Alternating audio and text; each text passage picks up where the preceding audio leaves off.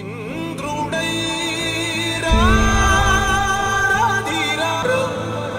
నీ వల్లే ఈ రాష్ట్రపు సంక్షేమం సత్యం నిత్యం సఫలం. జనగణ మంగళ నాయకుడా, ఘనమగు చరితల నాయకుడా, పలుతరములు మము పరిపాలించర స్వామికుడా. నవయుగ మేధో సైనికుడా, సమయము తెలియని సేవకుడా, యువన వ్యాంధ్రకు ప్రగతిని చూపర సాధకుడా, వైతాళికుడా.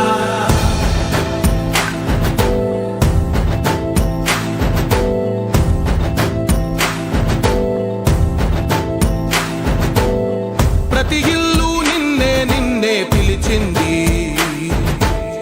ప్రతి గడప నీకే స్వాగతమంటోంది, ప్రతి మనసు నువ్వే గెలవాలంటోంది. పెద్ద కొడుకు నీవై తోడున్నావు చాలు, జరుగుతుంది మాకు మేలు మేలు. ఇంటి పెద్ద నీవై నిలిచి ఉంటే చాలు, విలిసి పోవ రాష్ట్రమంతటా శాంతి క్రాంతి సంతోషాలు. నాయకుడా నాయకుడా మళ్ళీ నువ్వే రావాలి, నవ్యాంధ్ర పాలకుడై నువ్వే గెలవాలి. నాయకుడా నాయకుడా మా తోడై నువ్వుండాలి, మేమంతా నీ వెంటే ముందడుగెయ్యాలి. ప్రతి ఊరు నీ పరిపాలన కోరింది, ఓ ప్రతివాడ నీకే మద్దతు పలికింది.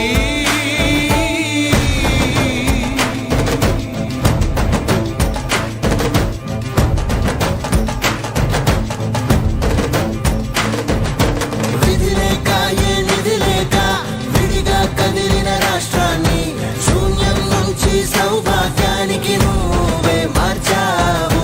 మా ఆత్మ గౌరవ గీతికవై, మా జాతి పౌరుష దీపికవై, నవ్యాంధ్ర జనతా సారథివై నడిచావు నడిపావు.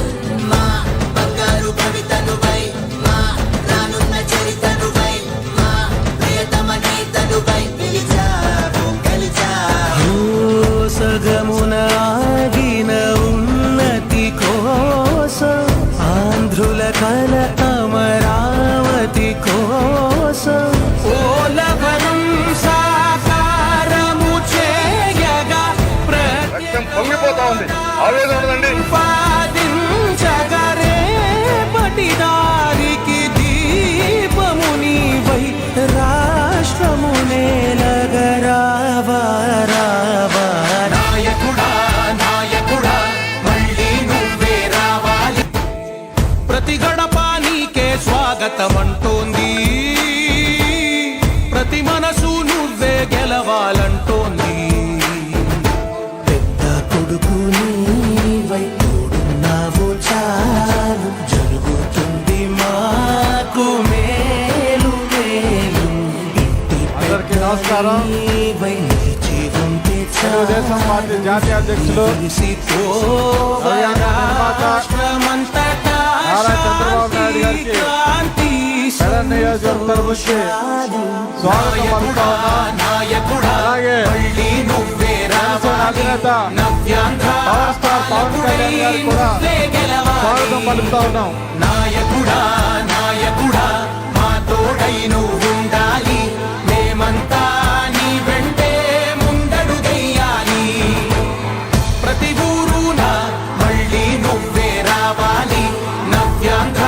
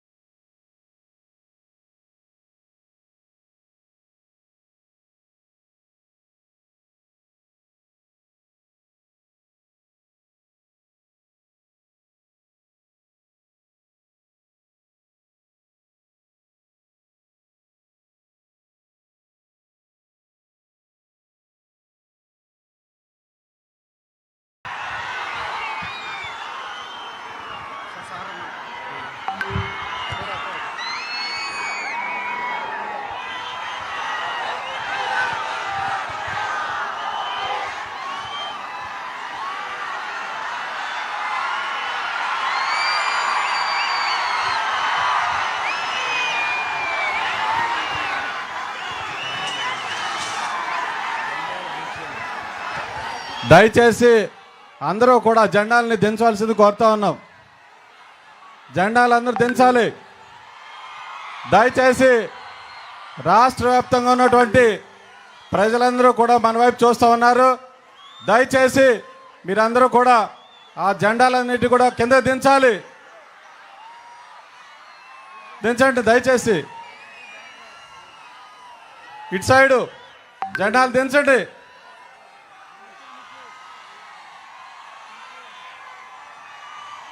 జెండాలు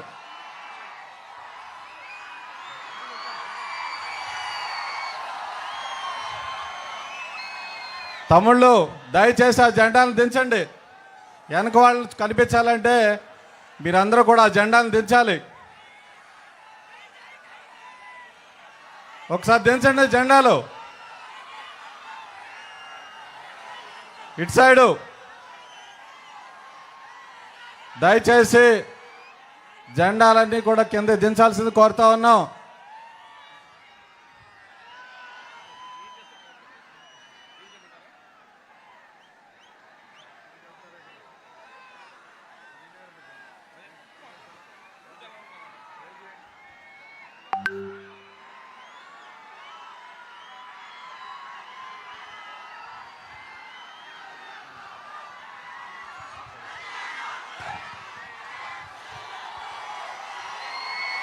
ప్రజాగళం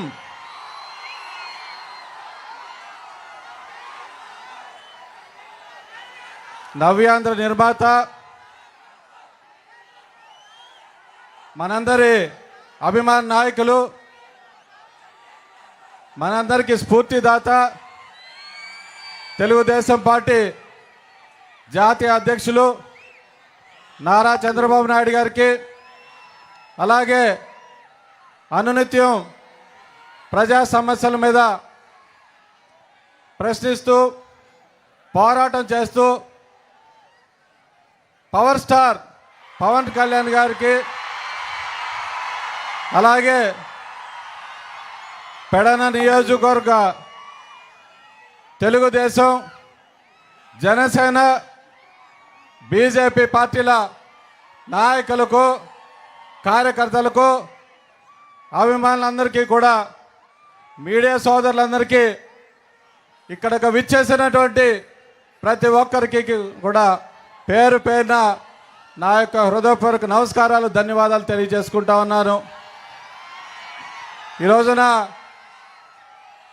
5 సంవత్సరాలైంది ఈ వైసీపీ ప్రభుత్వం అధికారంలో వచ్చి. కూల్చివేతతో ప్రారంభమైనటువంటి ఈ ప్రభుత్వం ఒక అరాచక పాలనని 5 సంవత్సరాలు మనందరం కూడా చూసాం. ఒక దుర్మార్గమైనటువంటి పాలనని ఈ 5 సంవత్సరాల్లో ప్రజలందరూ కూడా చూశారు. ప్రజావేదికను కూల్చి ఈ రాష్ట్రాన్ని అభివృద్ధి లేకుండా సర్వనాశనం చేసినటువంటి వ్యక్తి ఈ జగన్మోహన్ రెడ్డి అని సందర్భంగా తెలియజేస్తా ఉన్నాను. ఈ రాష్ట్రంలో ఎక్కడా కూడా ఎటువంటి అభివృద్ధి లేకుండా కేవలం కక్షపూర్తి ధోరణితో ప్రతి ఒక్కరి మీద ప్రశ్నిస్తే వాళ్ళందరి మీద కూడా కేసులు పెట్టి భయభ్రాంతులకు గురి చేస్తూ రెడ్డి రాజ్యాంగాన్ని ఈరోజు రాష్ట్రంలో ఇంప్లిమెంట్ చేశారు ఈ జగన్మోహన్ రెడ్డి. అదేవిధంగా మరి అన్ని రంగాల్ని కూడా సర్వనాశనం చేశారు. ప్రజల మీద పన్నుల భారం మోపారు. ప్రజలందరినీ కూడా భయభ్రాంతులకు గురి చేస్తూ పాలన కొనసాగించారు. ఈ రోజున ఎప్పుడెప్పుడు ఈ వైసీపీ ప్రభుత్వాన్ని కింద గద్దె దించాలనే లక్ష్యంతో ప్రజలందరూ కూడా ఉన్నారని చెప్పి ఈ సందర్భంగా తెలియజేస్తా ఉన్నాను. మరి మన పెడన్ నియోజకవర్గం గురించి కూడా మనందరం కూడా మాట్లాడుకోవాలి. ఈ రోజున ఈ 5 సంవత్సరాల్లో గతంలో మరి అనేక మంది ఎమ్మెల్యేలు చేశారు కానివ్వండి, ఈ 5 సంవత్సరాల్లో ఈ పెడన నియోజకవర్గం పూర్తిగా దోపిడీకి గురైందని చెప్పి సందర్భంగా తెలియజేస్తా ఉన్నాను. 4 మండలాల్లో ఉన్నటువంటి ఇసుకనంతటినీ కూడా దోచేశారు ఈ వైసీపీ నాయకులు, మంత్రి కలిపి అందరూ కూడా. మరి కృత్తి వెన్నుబండలో అయితే ఎక్కడికక్కడ చెరువులన్నిటికీ కూడా ఎకరానికి 20,000, 25,000 అని ఫిక్స్డ్ రేట్లు పెట్టి ప్రజలందరినీ కూడా దోచుకున్నారు. అదేవిధంగా జోదాలకు అడ్డాగా ఈ పెడన పట్టణాన్ని మార్చారని చెప్పి మీ అందరికీ కూడా తెలియజేస్తా ఉన్నాను. ఇట్లా ప్రజలకు సంబంధించినటువంటి సొమ్మునంతటి కూడా ఈ నియోజకవర్గంలో ఉన్నటువంటి వైసీపీ నాయకులందరూ కూడా పూర్తిగా దోచుకున్నారని చెప్పి అందరూ కూడా తెలియజేస్తా ఉన్నాను. రాష్ట్రంలో ఏ విధంగా అయితే ఒక దుర్మార్గ పాలన నడిచిందో, ఏ విధంగా అయితే ల్యాండ్ సైన్స్ మైన్ దోచుకున్నారో మన పెడ నియోజకవర్గంలో ఇక్కడ ఉన్నటువంటి వైసీపీ ఎమ్మెల్యే మంత్రి నాయకులు మిగతా వాళ్ళందరూ కూడా దోచుకున్నారని చెప్పి అందరికి కూడా తెలియజేస్తా ఉన్నాం. అదేవిధంగా మనకి అనేక రకాలైనటువంటి సమస్యలు ఉన్నాయి. మన పెడ నియోజకవర్గంలో పూర్తిగా వ్యవసాయం మీద ఆధారపడి ఉంటుంది. అందరూ కూడా రైతులే. కానీ గతంలో మరి చంద్రబాబు నాయుడు గారు ముఖ్యమంత్రిగా ఉన్నప్పుడు మనకి రైతాంగానికి ఎటువంటి ఇబ్బందులు ఉన్నా కానీ మరి ఆదుకోవటం మనందరం కూడా చూసాం. ఆ రోజున ఎటువంటి తుఫాను వచ్చినా కానీ కుళ్ళిపోయినటువంటి ధాన్యాన్ని కూడా గిట్టుబాటు ధర కొని ఆ రోజున ప్రతి రైతుకి కూడా న్యాయం చేశారని చెప్పి మీ అందరికి తెలియజేస్తా ఉన్నాను. కానీ ఈ ప్రభుత్వం ఈ 5 సంవత్సరాల్లో ఏ విధంగా మరి రైతుల్ని నష్టపరిచిందో మనందరికీ తెలిసిన విషయమే. ఎటువంటి తుఫాను వచ్చినా కానివ్వండి, అదేవిధంగా మరి మొన్న డిసెంబర్లో వచ్చినటువంటి తుఫాన్కి ఒక్క రైతుకు కూడా ఒక్క రూపాయి కూడా నష్టపరిహారం అందించలేదు. ఒక్క వైసీపీ నాయకుడు కూడా ఎక్కడికి వచ్చి మరి పొలాల్లో కూడా తిరిగినటువంటి పరిస్థితి అని చెప్పి అందరికి కూడా తెలియజేస్తా ఉన్నాను. గతంలో మరి నారా చంద్రబాబు నాయుడు గారు ముఖ్యమంత్రిగా ఉన్నప్పుడు వ్యవసాయ రంగానికి అనేక రకాలైనటువంటి యంత్ర పరికరాలు ఇవ్వటం మనందరం కూడా చూసాం. కానీ ఈ రోజున ఒక్క పరికరం కూడా మరి రైతులకు అందించలేదు. ఒక పక్కన వర్షపాతం పూర్తిగా ఉన్నా, డ్యాములన్నీ నిండుగా ఉన్నా కానీ సరైన వాటర్ మేనేజ్మెంట్ లేకపోవటం వల్ల సరిగ్గా ఎక్కడ కూడా రైతాంగానికి నీళ్లు ఇవ్వలేనటువంటి పరిస్థితి ఈ వైసీపీ ప్రభుత్వాన్ని మీ అందరికి కూడా తెలియజేస్తా ఉన్నాను. ఎక్కడ చూసినా కానీ కాలువలు కానివ్వండి, ఏవైతే పంట కాలువలు కానివ్వండి, డ్రైన్లు కానివ్వండి, ఎక్కడ కూడా తోకపోవటం వల్ల చిన్నపాటి వర్షానికే పొలాలన్నీ కూడా మునిగిపోయి రైతులందరూ కూడా 1కి 3 సార్లు పంటని ఎదలేసుకుని నారుమళ్ళి పోసుకుంటా ఉన్నానని చెప్పి సందర్భంగా తెలియజేస్తా ఉన్నాను.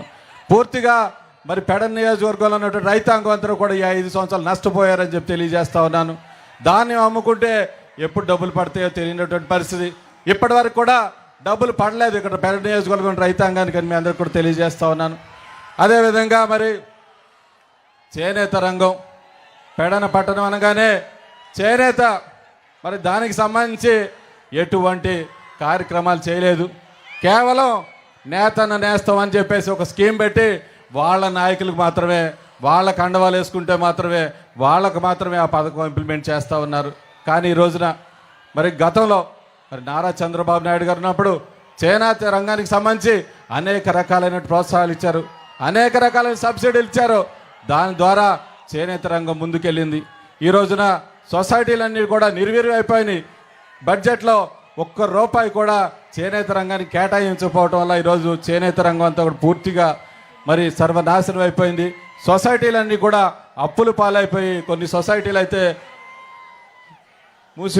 మూసేటువంటి స్థితిలో ఉన్నాయని చెప్పి మీ అందరికీ తెలియజేసుకుంటూ, మరి ఇప్పటికే చాలా ఆలస్యమైంది కాబట్టి తప్పకుండా మరి ఈ రోజున నాకు